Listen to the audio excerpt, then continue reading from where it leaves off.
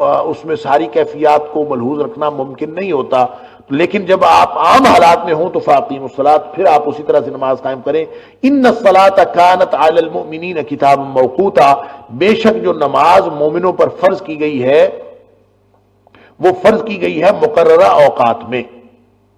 اب یہ مقررہ اوقات میں فرض کی گئی ہے کہ مطلب یہ ہے کہ نماز کے آپ اپنی مرضی سے ہر وقت ہر نماز نہیں پڑھ سکتے۔ یہ ان فرض نمازوں کا جو وقت ہے، حضرت جبریل علیہ السلام تشریف لائے، نبی کریم صلی اللہ علیہ وسلم کو ہر نماز کا شروع ہونے کا وقت اور ختم ہونے کا وقت بتایا، اور فرمایا کہ اس کے درمیان نماز ہے۔ آپ شروع اول وقت میں نماز پڑھی، آخر وقت میں نماز پڑھی، اس کے درمیان نماز ہے۔ اور عمومی طور پر ایک قانون جو نبی پاک صلی اللہ علیہ وسلم نے ضابطہ ہمیں دے دیا کہ بہترین عمل یہ ہے کہ الصلاۃ لأول وقتها، جب سب سے بہترین جو عمل ہے وہ اولین وقت میں نماز پڑھنا ہے، لہذا جب جو کوئی شخص اس اولین وقت میں نماز پڑھتا ہے یہ افضل ہے، لیکن جو اس کی آخری حد سے پہلے پہلے نماز پڑھ لیتا ہے وہ ساری صحیح ہے۔ اس لیے ہمارے ہاں جو مختلف مکاتب فکر میں نماز کے اوقات کا فرق پایا جاتا ہے، اگر تو نبی کریم صلی اللہ علیہ وسلم کے بیان کردہ ان اوقات کے درمیان میں ہے جو جبریل امین نے نبی پاک صلی اللہ علیہ وسلم کو وہ اوقات بتائے، تو پھر اس کا مطلب یہ ہوگا کہ آپ تھوڑی سی تقدیم تاخیر ہو بھی جائے تو وہ اس کے درمیان میں ہے، انشاءاللہ کوئی حرج نہیں ہے، یہ کتاب موقوتہ کے مطابق ہوگا۔ اور اگر اس میں کوئی شخص ایسے وقت میں نماز پڑھے اور نماز پڑھنے کا اہتمام کرے جو نبی پاک صلی اللہ علیہ وسلم کے بتائے ہوئے اس طریقے کے مطابق نہ ہو، تو پھر ظاہر ہے کہ وہ نماز کے قائم کرنے میں نقص آ جائے گا۔ اس نے اپنی مرضی کی ہے، اس نے نبی پاک صلی اللہ علیہ وسلم کا طریقہ جو نماز کے قائم کرنے کے لیے شامل تھا وہ اختیار نہیں کیا۔ البتہ اس سے ایک بات یہ بھی سمجھ آئی کہ خواہ مخواہ نمازوں کو جمع کر لینا، جب آپ نمازوں کو جمع کر کے پڑھ رہے ہوں گے تو ایک نماز کا وقت ایک وقت میں ہوتا ہے نا، دونوں کا تو نہیں ہوتا۔ جس وقت آپ جو نماز پڑھ رہے ہیں اس وقت ایک ہی نماز کا وقت ہوگا، اگر آپ نے دو جمع کر لی ہیں تو کم از کم ان دونوں نمازوں میں سے ایک نماز ایسی ضرور ہے جو آپ وقت پہ نہیں پڑھ رہے۔ اس لیے مختلف کچھ لوگوں نے اس سے یہ شبہ کا اظہار کیا ہے کہ نماز جمع کی ہی نہیں جا سکتی، کسی صورت میں نماز جمع نہیں کی جا سکتی، کیونکہ نماز کا ایک وقت مقرر ہے۔ جب عشاء کا وقت ہے تو وہ مغرب کا نہیں ہے، جب مغرب کا وقت ہے تو وہ عشاء کا نہیں ہے۔ اسی طرح عصر اور جو ظہر ہے وہ اگر جمع کریں گے تو ظاہر ہے یا وہ ظہر کے وقت میں ہوگی یا وہ عصر کے وقت میں ہوگی۔ اس لیے اس جمع کے بارے میں اور نبی پاک صلی اللہ علیہ وسلم کی جتنی بھی حدیث اس بارے میں آئی ہیں اس کو اس کے ساتھ جب تطبیق دے کے پڑھیں گے تو یہ نتیجہ یہ نہیں نکلتا کہ آپ جمع کسی صورت کر ہی نہیں سکتے، بلکہ کتاب موقوتا کا وہ معنی صحیح ہوگا جو نبی کریم صلی اللہ علیہ وسلم نے اپنے عمل سے ہمیں بتایا، وہ معنی صحیح ہوگا۔ اس کا مطلب یہ ہے کہ اگر نبی کریم صلی اللہ علیہ وسلم نے عصر اور ظہر کو اور مغرب اور عشاء کو سفر کے دوران جمع کرنے کا آپ جمع کرتے بھی تھے اور آپ نے اجازت بھی دی ہے کہ آپ جمع کر لیں، حتیٰ کہ حضر میں بھی جمع کی ہے، یعنی صحیح حدیث ہے نسائی شریف کی کہ نبی پاک صلی اللہ علیہ وسلم نے حضر میں بھی ظہر اور عصر جمع کی ہے، اور ایک روایت میں آتا ہے کہ نبی پاک صلی اللہ علیہ وسلم نے مغرب اور عشاء بھی جمع کی ہے۔ ابھی اس کا مطلب یہ ہوا کہ کتاب موقوتا کا وہ معنی جو میری سمجھ میں آئے وہ صحیح نہیں ہے، کتاب موقوتا کا وہ معنی صحیح ہے جو نبی کریم صلی اللہ علیہ وسلم نے ہمیں کر کے دکھایا، کیونکہ قرآن میرے اوپر تو نازل نہیں ہوا، آپ کے اوپر تو نازل نہیں ہوا، قرآن تو نازل ہوا ہے نبی کریم صلی اللہ علیہ وسلم، اور نبی پاک صلی اللہ علیہ وسلم نے اگر اس قرآن کے اس حکم کے نازل ہونے کے بعد ان الصلاۃ کانت علی المؤمنین کتاب موقوتا، یہ نازل ہونے کے بعد نبی کریم صلی اللہ علیہ وسلم نے اگر کسی موقع پر نماز کو جمع کرنے کا آپ نے عمل فرمایا یا آپ نے حکم فرمایا تو اس کا مطلب یہ ہوگا کہ کتاب موقوتا میں اس جمع کرنے کی گنجائش اللہ نے رکھی ہے جو نبی پاک صلی اللہ علیہ وسلم نے کر کے دکھایا۔ اس لیے خواہ مخواہ لغت کو سامنے رکھ کے کوئی شخص کسی چیز کا تعین کرے یہ درست نہیں ہے۔ قرآن کا مفہوم متعین ہوگا نبی کریم صلی اللہ علیہ وسلم کے عمل کو اور آپ کے فرمان کو سامنے رکھ کے، اور جو آپ نے صحابہ کرام کو سکھایا، لہذا نبی پاک صلی اللہ یہ ڈیوٹی نبی پاک صلی اللہ علیہ وسلم کی، وَأَنزَلْنَا إِلَيْكَ الذِّكْرَ لِتُبَيِّنَ لِلنَّاسِ مَا نُزِّلَ إِلَيْهِمْ، اے حبیب صلی اللہ علیہ وسلم ہم نے آپ کی طرف قرآن نازل کیا ہے تاکہ لوگوں کو آپ بتائیں، آپ کھول کر بیان کریں کہ اس کے اندر کیا نازل ہوا ہے۔ لہذا کتاب موقوتا کا کیا معنی ہے؟ نبی پاک صلی اللہ علیہ وسلم نے جہاں کہیں اجازت دی ہے جمع کرنے کی، نماز جمع کرنے کی، تو وہ ایک عذر کی شکل میں ہے، لہذا نتیجہ یہ نکلے گا کہ بغیر عذر کے نمازیں جمع کرنا اور بغیر عذر کے ایک نماز کو کسی دوسرے نماز کے وقت میں داخل کرنا یہ گناہ ہے، یہ جائز نہیں۔ اور اگر کوئی شخص کسی عذر کی وجہ سے کرے، اور نبی پاک صلی اللہ علیہ وآلہ وسلم مثال کے طور پر سفر ایک عذر ہے، اور سفر میں نبی کریم صلی اللہ علیہ وآلہ وسلم نے جمع تقدیم بھی فرمائی، جمع تاخیر بھی فرمائی۔ جمع تقدیم یہ ہے کہ آپ ظہر کے وقت میں عصر کی نماز پڑھ لیں، اور یا مغرب کے وقت میں آپ عشاء کی نماز پڑھ لیں، اور جمع تاخیر یہ ہے کہ آپ عصر کے وقت میں ظہر کی نماز، ظہر کو مؤخر کر کے عصر کے وقت میں لے جائیں، اور اسی طرح مغرب کو مؤخر کر کے آپ عشاء کے وقت میں لے جائیں۔ سفر میں یہ دونوں طرح کی جو جمع ہے یہ جائز ہے، لیکن یہ جمع سفر کی بھی دو کیفیتیں ہیں۔ ایک سفر کی کیفیت یہ ہے کہ آپ حالت سفر میں ہوں، ایک سفر کی کیفیت یہ ہوتی ہے کہ آپ سفر میں تو ہیں لیکن آپ سفر میں حالت قیام میں ہیں، ان دونوں میں فرق ہے۔ اب ہم جب حالت سفر میں ہیں، یہ جمع کرنے کی جو مطلقاً اجازت ہے کہ چاہے آپ جمع تقدیم کر لیں چاہے آپ جمع تاخیر کر لیں، یہ حالت سفر میں ہے کہ آپ حالت سفر میں ہوں تو پھر آپ یہ کر سکتے ہیں، اور اپنی سہولت کے مطابق چاہے اس کو مقدم کریں اور چاہے اس کو مؤخر کریں، دونوں طرح ہو سکتا ہے۔ لیکن جب آپ حالت قیام میں ہیں، سفر میں حالت قیام میں، تو پھر آپ اس طرح سے جمع نہیں کر سکتے کہ مرضی سے آپ اس کو اس کے ساتھ ملا لیں، مرضی سے اس کے ساتھ ملا لیں، نہیں۔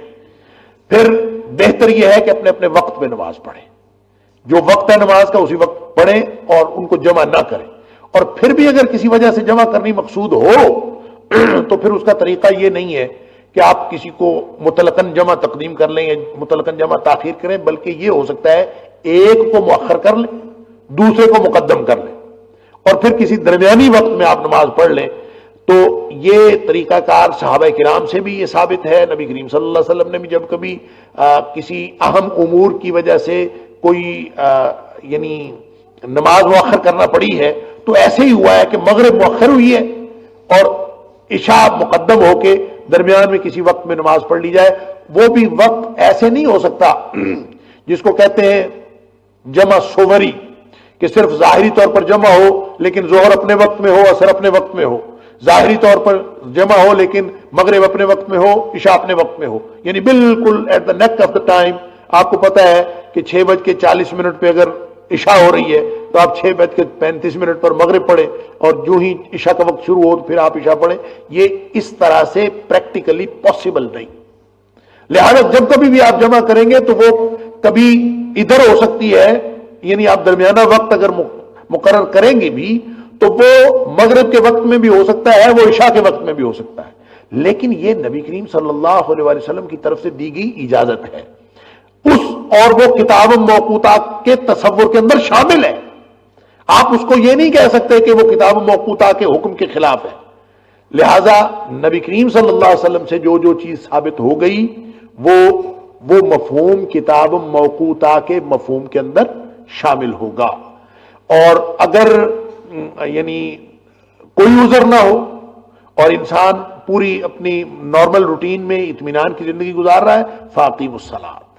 پھر وہ اسی طرح سے نماز قائم کرنی ہے جس طرح کے احکام ہیں، تمام احکام کو آبزرو کرنا ہے۔ اور ان الصلاۃ کانت علی المؤمنین کتاب موقوتا، پھر ایک نماز کے وقت کو دوسرے نماز کے وقت، ایک نماز کو دوسرے نماز کے وقت میں پڑھنا یہ درست نہیں ہے، بلکہ وہ شخص جو اپنی مرضی سے ایسا کرتا ہے وہ گناہ گار ہوگا۔ واللہ اعلم۔ ولا تهنوا في ابتغاء القوم ان تكونوا تعلمون فانهم يعلمون كما تعلمون وترجون من الله ما لا يرجون وكان الله عليما حكيما۔ اور سستی نہ دکھاؤ فی ابتغاء القوم، کسی قوم کو تلاش کرنے میں یا پکڑنے میں، ان تکونوا تعلمون، اگر تمہیں کوئی تکلیف ہے یا تم تکلیف اٹھاتے ہو، درد پاتے ہو، درد محسوس کرتے ہو، تعلمون علم سے ہے، علم کا مطلب ہوتا ہے درد، اسی سے علمناک کا لفظ ہم دیکھتے ہیں اور قرآن میں آتا ہے عذاب علیم، دردناک عذاب. ان تکونوا تعلمون، اصل میں جنگ کا ماحول ہے، اور اس جنگ کے ماحول میں جب بھی کوئی ایسی صورتحال ہوتی ہے کہ نماز بھی آپ نے پڑھنی ہے اور اللہ کے احکام بھی پورے کرنے ہیں، ادھر سے جنگ بھی لڑنی ہے، اور اس سارے معاملے میں بعض اوقات آدمی سست پڑ جاتا، تو فرمایا ہی جا رہا ہے کہ کبھی بھی جہاد کے میدان میں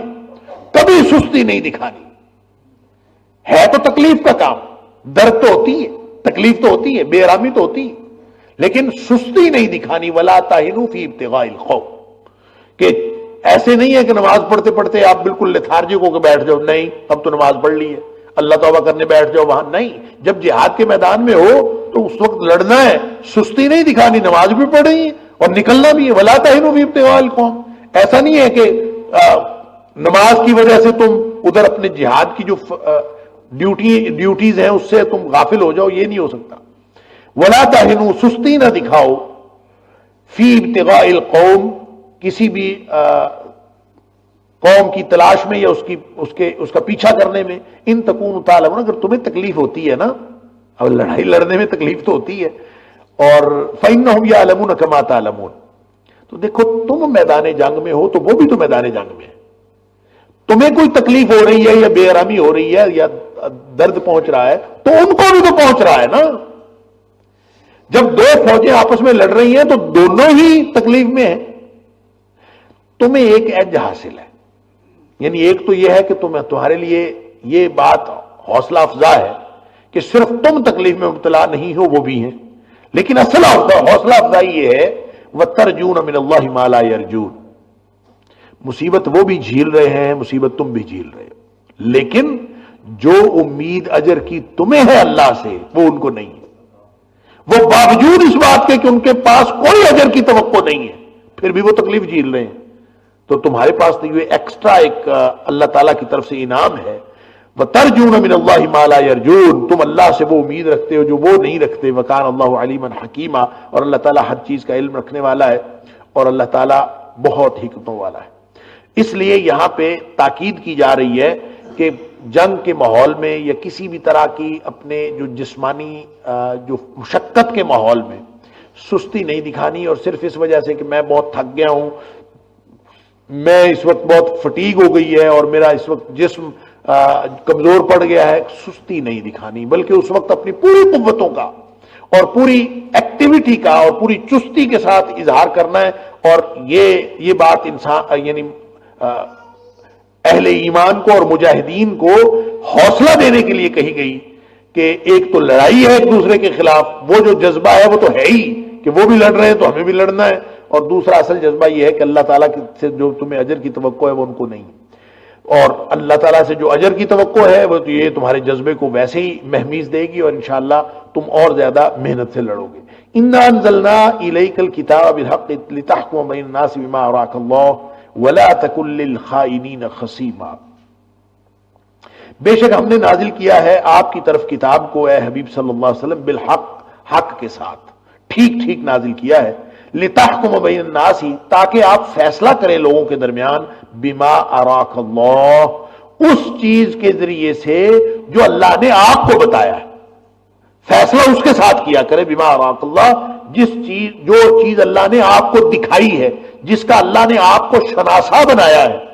جو بصیرت اللہ نے آپ کو عطا کی ہے، اس کے مطابق آپ لوگوں کے درمیان فیصلہ کریں. یہ قرآن اس لیے آیا ہے. وَلَا تَكُن لِّلْخَائِنِينَ خَصِيمًا، اور کبھی بھی خیانت کرنے والوں کے حمایتی نہ بنو. وَلَا تَكُن، اور نہ ہو جاؤ، لِّلْخَائِنِينَ، جو بددیانت لوگ ہیں ان کے لیے، خصیما، جھگڑنے والے، ان کے لیے جھگڑنے والے کا مطلب ان کی حمایت کرنے والے. جی یہ جو آیت ہے، آیت نمبر 105، یہاں سے لے کر آگے آیت نمبر 115 تک، یہ آیات ایک خاص واقعے کے تناظر میں نازل ہوئی ہیں، اور وہ واقعہ، اور اس میں بہت سارے شریعت کے احکام ہیں، لیکن اس کے شان نزول میں ایک واقعہ بیان کیا جاتا ہے کہ اس موقع پر یہ آیت نمبر 105 سے 115 تک یہ 11 آیات نازل ہوئیں. نبی اکرم صلی اللہ علیہ وسلم کے پاس ایک کیس آیا،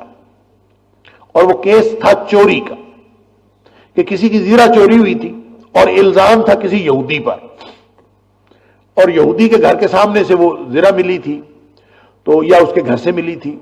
اس پر ایک بڑی لمبی چوڑی جرح کے بعد اور پوری تفصیل یعنی سننے کے بعد، مقدمہ سننے کے بعد،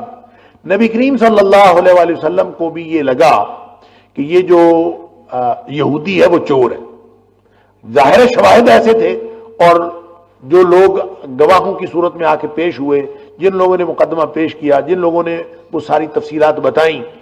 اس سے نبی کریم صلی اللہ علیہ وسلم کو یہ لگا کہ یہ یہودی جو چور ہے، اور نبی کریم صلی اللہ علیہ وسلم بالکل قریب تھا کہ آپ اس کو چور ڈکلیئر کر کے اس کے اوپر حد جاری فرما دیں، تو یہ آیات نازل ہوئی۔ اور ہوا اصل میں یہ تھا کہ ایک قبیلہ تھا بنی عبیرق، اور بنی عبیرق میں کچھ لوگ تھے، کہتے ہیں کہ 3 لوگ تھے، 3 بھائی تھے یا 3 آپس میں بہت قریبی رشتہ دار تھے۔ ایک کا نام تھا بشیر اور ایک کا نام تھا بشر اور ایک کا نام تھا مبشر، اور ان میں سے کسی ایک کی کنیت جو تھی وہ ابو طعمہ تھی، ابو طعمہ، یا بعض نے کہا ہے کہ نام ہی اس کا طعمہ تھا، طعمہ یا ابو طعمہ۔ اس لیے مفسرین نے، آپ اگر تفسیر میں دیکھیں گے تو اکثر تفسیروں میں لکھا ہوا ہے کہ یہ بنی عبیرق کے طعمہ کا مسئلہ تھا، بعض میں لکھا ہوا ہے کہ یہ بشیر بن عبیرق کا مسئلہ تھا، بعض نے لکھا ہے کہ ابو طعمہ بشیر بن عبیرق کا مسئلہ تھا، بعض نے لکھا ہے کہ بنو زفر کا مسئلہ تھا۔ تو یہ میں عرض کر دوں کہ بنو عبیرق ایک خاندان کا نام ہے جو بنو زفر قبیلے سے تعلق رکھتا تھا، بنو زفر اس قبیلے کا نام ہے، بنی عبیرق یہ بالکل ایک یعنی کنسولیڈیٹڈ ایک چھوٹی فیملی جو یوں کہہ لیجیے کہ بہت قریبی رشتہ دار تھے۔ ان میں سے جو ایک شخص تھا جو بشیر بن عبیرق تھا، اسی کی غالباً کنیت ابو طعمہ تھی، تو اس نے اصل چوری اس نے کی تھی، اور چوری بھی کی تھی اپنے چچا کی، یعنی اپنے قریبی رشتہ دار کی چوری کی تھی، اور چوری کرنے کے بعد اس کو ڈر پیدا ہو گیا ہوگا کہ شاید کسی کو پتہ چل جائے یا کچھ، تو اس نے پکڑے جانے کے خوف سے یا کسی بھی وجہ سے اس نے وہ زرہ جو تھی وہ یہودی کے گھر پھینک دی، اور آ کے رپورٹ بھی کر دیا کیس نبی کریم صلی اللہ علیہ وسلم کو کہ یہودی نے ہمارے چچا کی جو زرہ ہے نا وہ چوری کر لی۔ اب نبی کریم صلی اللہ علیہ وسلم کے پاس یہ کیس آیا، کیس لے کے آنے والے ہی بنی عبیرق خود تھے، اور چور کون تھا؟ چور بھی خود تھے، خود ہی چور تھے، خود ہی یہ کیس دائر کرنے والے تھے، اور نبی کریم صلی اللہ علیہ وسلم کو آ کے اس نے ایسی انہوں نے، اور یہ تھے بڑے چرب زبان، اور نبی کریم صلی اللہ علیہ وسلم کو ایسی باتیں بتائیں آ کے اور قائل کر لیا، اور نبی کریم صلی اللہ علیہ وآلہ وسلم تقریباً تیار ہو گئے کہ اس یہودی کو قریب تھا کہ آپ اس کے اوپر حد ہی جاری کر دیں، ابھی آپ نے فیصلہ نہیں فرمایا تھا، تو اللہ تعالیٰ نے نبی کریم صلی اللہ علیہ وسلم کو بتا دیا کہ یہ چور بنی عبیرق خود ہے اور وہ یہودی چور نہیں ہے۔ اس سے ایک بات تو یہ پتہ چلی کہ نبی کریم صلی اللہ علیہ وآلہ وسلم غیب نہیں جانتے۔ ایک بات یہ پتہ چلی کہ نبی کریم صلی اللہ علیہ وآلہ وسلم بحیثیت انسان، نبی کریم صلی اللہ علیہ وسلم بحیثیت انسان کسی غلطی کا امکان پیدا ہو سکتا ہے، غلطی نہیں ہو سکتی، غلطی کا امکان پیدا ہو سکتا ہے، غلطی ہو جانا اور بات، غلطی کا امکان پیدا ہو سکتا ہے۔ نبی کریم صلی اللہ علیہ وسلم انما انا بشر، میں تو ایک انسان ہوں، اور نبی کریم صلی اللہ علیہ وسلم نے یعنی غلطی کا امکان پیدا ہو سکتا ہے، لیکن ایک بات ذہن میں رکھیے کہ امکان پیدا ہوا تو اللہ نے فوراً رہنمائی فرما دی۔ تو اس کا مطلب یہ ہوا کہ جو نبی کی عصمت ہوتی ہے اس کا تقاضا ہے کہ اللہ کسی بھی نبی کو غلطی میں مبتلا نہ ہونے دے۔ نبی کریم صلی اللہ علیہ وآلہ وسلم کو اللہ تعالیٰ نے غلطی کا امکان پیدا ہوا، لیکن اللہ نے بذریعہ وحی بتا دیا، اور کوئی چیز بھی نبی کریم صلی اللہ علیہ وآلہ وسلم سے خفیہ نہ رہی، اور اس کا مطلب یہ ہوا کہ انبیاء معصوم ہوتے ہیں، معصوم عن الخطا ہوتے ہیں، اور ان کی عصمت پہ اللہ حرف نہیں آنے دیتا، اور کبھی اگر کوئی ایسا امکان پیدا ہو تو اللہ تعالیٰ اس وقت رہنمائی فرماتا ہے، اور فرمایا کہ ولا تقل للخائنین خصیما، کہ ایسے جو لوگ ہیں جو بددیانت ہیں ان کے حمایتی نہ بنو۔ اس کا مطلب یہ ہوا کہ جس شخص کا معلوم نہ ہو کہ یہ حق سچ پر ہے، جس شخص کے بارے میں آپ کو یقین نہ ہو کہ یہ سچا ہے، آپ اس کے وکیل نہیں بن سکتے۔ ولا تقل للخائنین خصیما، اور جو بددیانتوں کے وکیل بنتے ہیں نا، اللہ تعالیٰ معاف فرمائے، آگے کتنی وعید سنائی گئی ہے، اگلی آیت تو پڑھیں، آیات تو پڑھیں انشاءاللہ، ہم پڑھتے ہیں ابھی، تو ان آیات میں اللہ تعالیٰ نے وعید سنائی ہے ان لوگوں کے لیے جو بددیانتوں کے وکیل بنتے ہیں۔ اور نبی کریم صلی اللہ علیہ وسلم کو کہا جا رہا ہے، اصل میں ہمیں کہا جا رہا ہے کہ ولا تقل للخائنین خصیما، کہ کسی بھی ایسے شخص کی حمایتی نہ بنو جس کے بارے میں معلوم ہے۔ اب اندازہ کیجئے، قاتل کو بھی وکیل مل جاتا ہے، مقتول کے ورثاء کو بھی وکیل مل جاتا ہے، اور جو ظالم ہے اس کو بھی وکیل مل جاتا ہے، مظلوم کو بھی وکیل مل جاتا ہے۔ یہ کیسے ہم اللہ کے دین کو ماننے والے ہیں؟ ہونا تو یہ چاہیے کہ جب اللہ کا حکم آ گیا ولا تقل للخائنین خصیما، تو ایک چور ہو تو پورے ملک میں اس کا وکیل کوئی نہ ملے، اس کو ایک ظالم ہو پورے ملک میں کوئی شخص اس کے وکالت کرنے والا نہ ملے، اور جب پتہ چل جائے کہ یہ اس کے اوپر، یہ تو بہت بڑا الزام ہے اس کے اوپر اور یہ سچا ثابت نہیں ہو رہا۔ دیکھیں، ایک ہوتا ہے جھوٹا ثابت ہونا، ایک ہوتا ہے سچا ثابت ہونا۔ جو شخص سچا ثابت ہو اور آپ کو یقین ہو کہ سچا ہے، آپ صرف اس کی وکالت کر سکتے ہیں۔ اس کا جھوٹا ثابت ہونا ضروری نہیں ہے، اس کی وکالت چھوڑنے کے لیے جھوٹا ثابت ہونا ضروری نہیں۔ صرف آپ کو شک ہو کہ جھوٹا ہے تو آپ اس کی وکالت نہیں کر سکتے۔ صرف وکالت اس کی جا سکتی ہے کہ جس کے بارے میں آپ کو یقین ہے کہ یہ سچا ہے، وگرنہ آپ اس کی وکالت نہیں کر سکتے۔ نبی کریم صلی اللہ علیہ وسلم فرماتے ہیں انما انا بشر، میں تو، ایک بخاری شریف کی حدیث ہے، نبی پاک صلی اللہ علیہ وسلم فرمایا میں تو ایک بشر ہوں، اور یہ مسلم میں بھی ہے اور کتابوں میں۔ وَإِنَّهُ يَأْتِينِ الْخَصَمُ، میرے پاس آ جاتے ہیں جھگڑا کرنے والے، جھگڑے لے کے آ جاتے ہیں۔ اب جھگڑا میرے پاس آیا، فَلَعَلَّ بَعْضَنَا يَكُونَ أَبْلَغَ مِنْ بَعْضٍ، یہ ہو سکتا ہے کہ ایک فریق دوسرے سے زیادہ چرب زبان ہو اور زیادہ اچھی گفتگو کرنے والا ہو۔ اس پر نبی پاک صلی اللہ علیہ وسلم فرماتے ہیں میں تو وہ فیصلہ کر دیتا ہوں جو میں نے سنا ہے، اب مجھے فَأَقْضِي لَهُ بِذَلِكَ، میں جو بحث سنتا ہوں ان کے دلائل سنتا ہوں، میں اس کے مطابق فیصلہ کر دیتا ہوں۔ ایک روایت میں آتا ہے اقضا لہو یا اقضی لہو علی نحو ما اسمع، میں نے جو سنا میں نے تو اس کے مطابق فیصلہ کر دیا۔ اب پتہ نہیں کس کا حق کس کو مل رہا ہے۔ نبی کریم صلی اللہ علیہ وسلم فرماتے ہیں وَأَحْسِبُ أَنَّهُ صَادِقٌ، میں سمجھتا ہوں کہ شاید وہ سچا ہے، حالانکہ وہ سچا نہیں ہوتا، میں یہ سمجھتا ہوں کہ وہ سچا ہے۔ فَمَنْ قَضَيْتُ لَهُ بِحَقِّ مُسْلِمٍ، اگر میں کسی کے حق میں فیصلہ کرتے وقت کسی کا حق ناجائز طور پر اس کو دے دوں، یعنی اس کا حق نہیں بنتا، نبی کریم صلی اللہ علیہ وسلم کو علم نہیں ہے کہ اس کا حق بنتا ہے کہ نہیں بنتا، صرف وکیل کی چرب زبانی سے اس کو اس کا حق، دوسرے کا حق اس کو مل گیا۔ فرمایا اگر ایسا ہو بھی جائے، میں ایسا فیصلہ کر بھی دوں، فَإِنَّهُ قِطْعَةٌ مِّنَ النَّارِ، تو وہ جو اس نے لے لیا ہے میرے فیصلے کی وجہ سے وہ حلال نہیں ہو گیا، وہ اس کے لیے آگ کا ٹکڑا ہے، وہ جو اس نے لیا ہے وہ آگ کا ٹکڑا ہے۔ ہم بڑے خوش ہوتے ہیں میں نے تو عدالت سے فیصلہ لے لیا تھا، تو عدالت سے فیصلہ لینا کون سا مسئلہ ہے؟ نبی کریم صلی اللہ علیہ وسلم کی عدالت فیصلہ کر دے اور وہ حق اس کا نہ ہو تو بھی وہ قطعۃ من النار ہے۔ دنیا کی عدالتوں نے فیصلہ کر لیا ہو تو اس سے کیا حیثیت ہے؟ یعنی ہم بڑے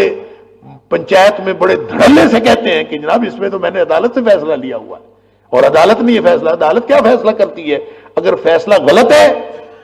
حق ناجائز نہ حق کسی کو حق دے دیا ہے، کسی کا حق کسی کو دے دیا ہے، تو نبی کریم صلی اللہ علیہ وسلم فرماتے ہیں انما ہی قطعۃ من النار، یہ آگ کا ٹکڑا ہے، فلیاخذها او لیترکها، چاہے تو وہ آگ کا ٹکڑا لے لے اور چاہے تو اس کو چھوڑ دے۔ گویا قانونی طور پر اس کو لے تو سکتا ہے لیکن اس کے لیے جائز نہیں ہے، اس کو جس کو معلوم ہے کہ اس کا حق نہیں ہے تو ایسا کچھ نہیں کر سکتا۔ تو نبی کریم صلی اللہ علیہ وسلم کو آپ چونکہ یہ جو جتنے بھی احکام آگے دیے گئے ہیں یہ ظاہراً تو نبی کریم صلی اللہ علیہ وسلم کو احکام دیے جا رہے ہیں، لیکن حقیقت میں یہ ہمیں حکم دیا جا رہا ہے۔ فرمایا وَاسْتَغْفِرِ اللَّهِ، آپ اللہ سے بخشش مانگیں، استغفار کریں کہ آپ کیا کرنے لگے تھے؟ یعنی بددیانتوں کی حمایت میں آپ یہودی کو چور قرار دینے لگے تھے۔ وَاسْتَغْفِرِ اللَّهَ، اللہ سے بخشش مانگے، ان اللہ کان غفور رحیمہ، بے شک اللہ تعالیٰ بہت بخشنے والا اور ہمیشہ رحم کرنے والا ہے۔ وَلَا تُجَادِلْ عَنِ الَّذِينَ يَخْتَارُونَ أَنفُسَهُمْ، جن لوگوں نے اپنی جانوں کے بارے میں خیانت کی ہے، جو اپنے آپ کے لیے وہ نیک نہیں ہے اور ایماندار نہیں ہے، اور اپنی جانوں کے لیے بے ایمانی کرتے ہیں، اور انہوں نے اپنی خیانت کی ہے اپنی جانوں سے، آپ ان کے لیے جھگڑا کریں گے؟ ایسا ہرگز نہ کریں۔ اچھا، نبی پاک صلی اللہ علیہ وسلم نے کوئی جھگڑا کیا تھا کسی کی طرف سے؟ نہیں، نبی کریم صلی اللہ علیہ وسلم نے فیصلہ کیا تھا۔ لہذا یہ جو حکم نبی پاک صلی اللہ علیہ وسلم کو دیا جا رہا ہے بظاہر، وَلَا تُجَادِلْ عَنِ الَّذِينَ يَخْتَارُونَ أَنفُسَهُمْ، یہ حکم نبی کریم صلی اللہ علیہ وسلم کو دیا جا رہا ہے، حالانکہ یہ عمل تو بنی عبیرک نے کیا تھا نا، یہ عمل تو بنی عبیرک نے کیا تھا کہ وہ بددیانتوں کے وکیل بن کے آ گئے تھے۔ نبی کریم صلی اللہ علیہ وسلم تو کسی بددیانت کے وکیل نہیں بنے۔ تو اس کا مطلب یہ ہے کہ یہ جو حکم نبی کریم صلی اللہ علیہ وسلم کو دیا جا رہا ہے، یہ حقیقت میں امتیوں کو حکم دیا جا رہا ہے، یہ اس کے مخاطبین بنو عبیرک ہیں۔ ان اللہ لا يحب من کان خوانا اثیما، اللہ اکبر۔ جو لوگ اپنے آپ سے خیانت کرتے ہیں ان کی طرف سے آپ جھگڑا نہ کریں، اور ان اللہ لا يحب من کان خوانا اثیما، اور جو بددیانت ہوتے ہیں اور گناہگار ہوتے ہیں اللہ تعالیٰ ان کو قطعاً پسند نہیں کرتا۔ تو یہ گویا ایک تو اس واقعے کے بارے میں نبی کریم صلی اللہ علیہ وسلم کو نشاندہی کی گئی، اگلی آیات میں انشاءاللہ پڑھیں گے ہم، اور اس واقعے کے بارے میں نبی پاک صلی اللہ علیہ وسلم کو نشاندہی کے ساتھ ساتھ امت مسلمہ کو قیامت تک کے لیے احکامات دیے جا رہے ہیں کہ کبھی بھی کسی بددیانت ٹولے کے حمایتی نہ بنو، یہ بڑا خطرناک کام ہے۔ اللہ تعالیٰ مجھے اور آپ کو قرآن پڑھنے، قرآن سمجھنے اور اس پر عمل کرنے کی توفیق عطا فرمائے۔ وآخر دعوانا الحمدللہ رب العالمین۔